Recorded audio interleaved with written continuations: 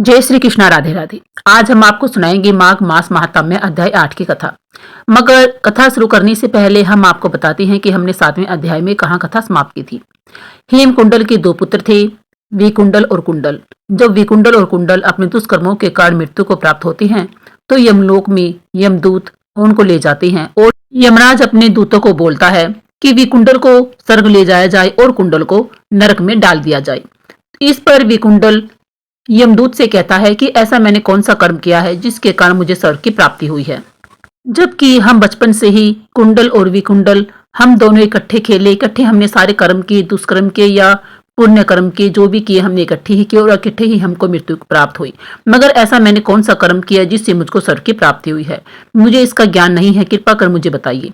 यमदूत विकुंडल को कहता है कि तुमने पिछले जन्म में माघ मास में 2 बार स्नान किया था, जिसके कारण तुम्हारे पहले स्नान के कारण तो तुम्हें तुम्हारे पापों से छुटकारा मिल गया और दूसरे स्नान के कारण तुम्हें स्वर्ग की प्राप्ति हुई है। इस पर विकुंडल कहता है कि मुझे विस्तार से आप सब कुछ बताइए।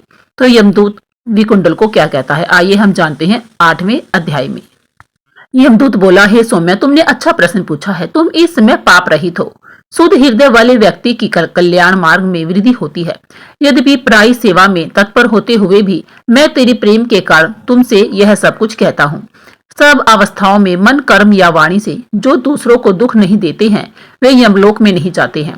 प्राणियों की हिंसा करने वाले मनुष्य वेद, दान, तप और यज्ञ से भी किसी प्रकार उत्तम गति को प्राप्त नहीं करते हैं। अर्थात मन, वचन और तन और वाणी से हमें किसी को दुख नहीं देना चाहिए। ऋषियों ने कहा है कि अहिंसा ही सबसे बड़ा धर्म, तप और दान है। दयालु मनुष्य मच्छर, खटमल, लीक, जू आदि जंतुओं को भी अपने समान ही रक्षा करते हैं। ऐसे मनुष्य जलते अंगारों से व्याप्त दुर्गम पथ को और प्रेतों की तरंग वाली यम यातना को नहीं देखते हैं। जो मनुष्य अपने भोजन के लिए जल अथवा थल के जीवों को मारते हैं वे काल सूत्र नाम के नरक में दुर्गति को पाते हैं और अपने ही मांस का भोजन करते हैं, पीद व लहू पीते हैं और कीचड़ में औंधे मुंह डाले दिए जाते हैं, जहां उन्हें कई कीट मकोड़ी डंक मारते रहते हैं। अंधेरे में एक दूसरा के लिए घातक होकर एक दूसरे को परस्पर खाते रहते हैं और घोर शब्द करते हुए एक कल्प तक वहीं रहते हैं। हे वेश्य, फिर वे नरक से निकलकर बहुत दिनों तक बुरी योनियों को भोग कर फिर क्रूर सैकड़ों वाले कीट पतंगों की योनि में जाते हैं। फिर प्राणियों के हिंसक व्यक्ति जन्मांध, दरिद्रता, काने, कुबड़े, लंगड़े और अंगहीन का जन्म पाते हैं। इसलिए हे वेश्य, दोनों लोकों में सुख चाहने वाले मनुष्यों को मन, कर्म, वाणी से दूसरों को कभी भी कोई हानि नहीं पहुंचानी चाहिए। हिंसक लोगों को दोनों लोकों में सुख नहीं मिलता, चाहे यह लोक हो चाहे परलोक हो। जो किसी प्राणी की हत्या नहीं करते उनको कहीं भी डर नहीं लगता। जिस तरह सीधी और टेढ़ी बहने वाली नदियां समुद्र में जाकर मिल जाती हैं, उसी तरह से सभी धर्म दृढ़ रूप से अहिंसा में प्रवेश करते हैं। अर्थात सभी धर्म हमें अहिंसा ही सिखाते हैं। हे वेश्य, श्रेष्ठ जो प्राणियों को अभयदान देता है वह सब तीर्थों में स्नान कर लेने और सब यज्ञों में दीक्षा पाने का फल प्राप्त कर लेता है।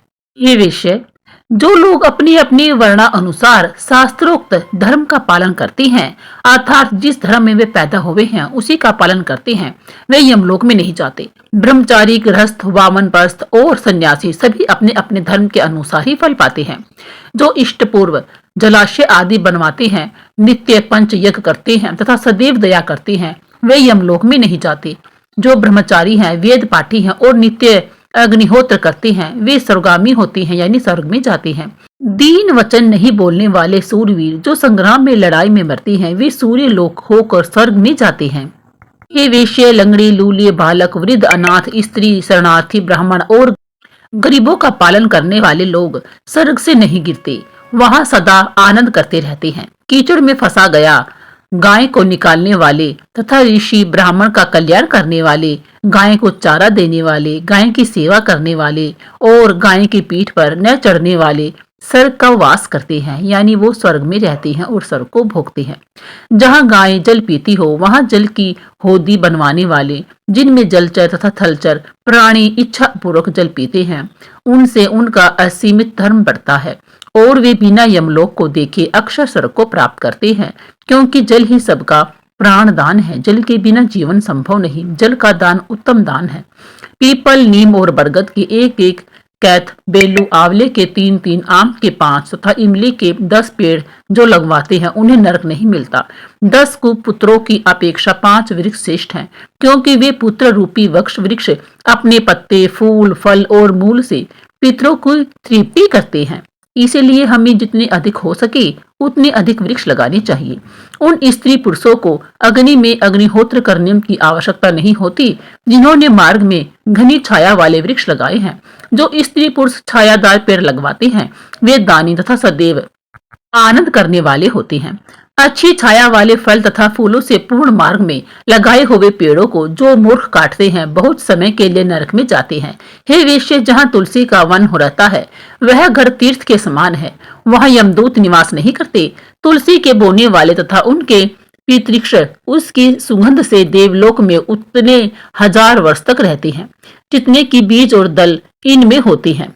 नर्मदा दर्शन, गंगा स्नान तथा तुलसी दल का स्पर्श, इन तीनों का पुण्य बराबर है।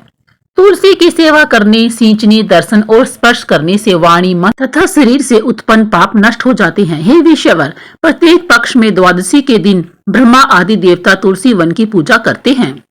रतन, सोना, फूल तथा मोती ये सब तुलसी की समानता नहीं कर सकते, क्योंकि उनके दान से 16 गुना तुलसी पत्र का दान है। जो फल 1000 आम और 100 पीपल के वृक्ष लगाने से होता है वह फल तुलसी के एक पेड़ लगाने से होता है। जो तुलसी की मंजीरी से हरि की पूजा करता है वह गर्भ में नहीं आता। हे वैश्य, जो मनुष्य स्वयं प्रकट हुए शिवलिंग की या स्फटिक के रतन के लिंग की या पार्थिव के लिंग की कहीं तीर्थ में, पर्वत पर या वन में स्थापित की हुई शिवलिंग की पूजा करते हैं और जो सदैव ओम नमः शिवाय इस मंत्र का जप करते हैं अथवा प्रसंग से, सठता से, अभिमान या लोभ से महादेव जी की सेवा करते हैं वे यमराज के दर्शन नहीं करते। शिव जी के भक्त शिव जी की पूजा में लीन होकर शिवलोक में 14 इंद्र तक आनंद करते हैं। हे वैश्य, शिव पूजन के समान पुण्य को देने वाला, सब पापों को नष्ट करने वाला और सब कीर्ति को देने वाला तीनों लोकों में कोई दूसरा कर्म नहीं है। शिव भक्त जो जनार्दन भगवान से बैर करते हैं वे निसंदेह नरक भोगते हैं। शिव जी का कैसा भी धन, अन्न, फल, जल क्यों न हो उसे ग्रहण न करे और न ही कभी शिव निर्माल्य का उल्लंघन करे। उसे किसी गड्ढे व कुएं आदि में डाल देना चाहिए।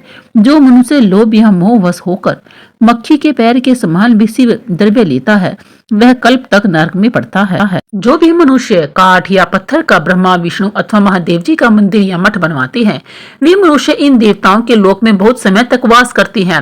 हे वैश्य, जो लोग धर्मशाला, गौशाला, सन्यासियों के लिए विश्राम स्थल, ब्राह्मणों के लिए घर तथा गरीब दुखियों के लिए कुटिया बनवाते हैं वे लोग इंद्र के भवन में वास करते हैं।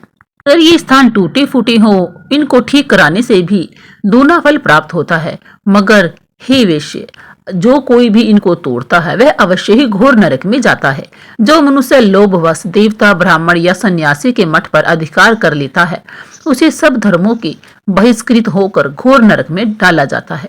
जो मठ के पत्र, पुष्प, फल, अन्न आदि द्रव्य का भक्षण करता है उसके पुत्र, कुल और बंधु बांधव 21 नरक भोगते हैं। सूर्य, चंडिका, विष्णु, गणेश आदि देवता का द्रव्य भक्षण न करे। मठाधीश के अन्न का भोजन आदि भी नहीं करना चाहिए। यदि भोजन करना है तो चंद्रायण व्रत करे। मठाधिकारियों को स्पर्श करने पर वस्त्र सहित जल में गोता लगाएं। ब्रह्मा, विष्णु तथा शिव की पूजा के लिए जो बगीचा आदि लगाते हैं वे देवलोक में वास करते हैं। जो मनुष्य सदैव पिता, माता, देवता और अतिथियों की सेवा करते हैं वे देव प्रजापति के उत्तम लोकों को जाते हैं। इस प्रकार ये 8वां अध्याय यहाँ पर समाप्त होता है। तो भक्तों, आपको 8वां अध्याय कैसा लगा प्लीज हमें कमेंट बॉक्स में जरूर बताइए। लाइक करें, शेयर करें, सब्सक्राइब जरूर करें। बोलिए राधे राधे, कृष्णा कृष्णा।